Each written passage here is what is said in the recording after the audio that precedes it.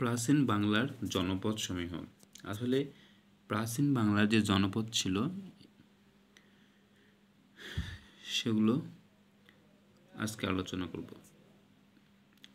প্রাচীন যুগে বর্তমান যে বাংলা বা বাংলাদেশ, এটা ছিল প্রাচীন যুগে ছিল বাংলা।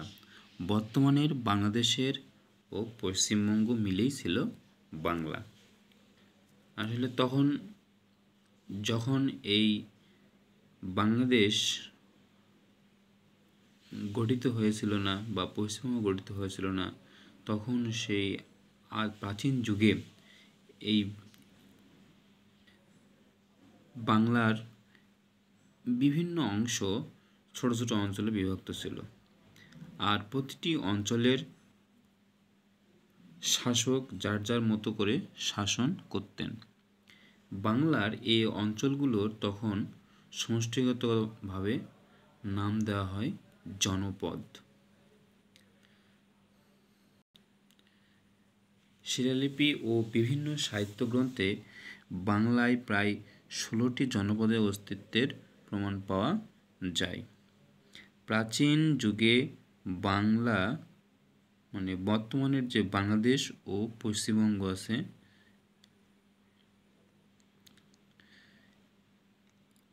এখনকার বাংলাদেশের মতো কোনো একক বা অখণ্ড রাষ্ট্র বা রাজ্য ছিল না। বাংলার বিভিন্ন অংশ তখন ছোট ছোট অঞ্চলে বিভক্ত ছিল, আর প্রতিটি অঞ্চলের শাসক যার যার মতো করে শাসন করতেন। বাংলার এই অঞ্চলগুলোর তখন সমষ্টিগতভাবে নাম দেওয়া হয় জনপদ।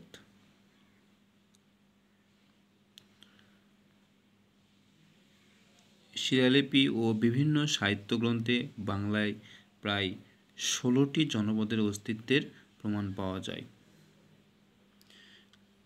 জনপদগুলো হচ্ছে পুন্ড্র, গৌড়, বরেন্দ্র, বঙ্গ, সমতট, চন্দ্রদ্বীপ, হরিকেল। এই আগামী অংশে জনপদগুলো কোন কোন জেলা নিয়ে বিভক্ত ছিল সেগুলো নিয়ে আলোচনা করব। জনপদগুলো কোন কোন জেলায় ছিল এগুলো নিয়ে আলোচনা করব।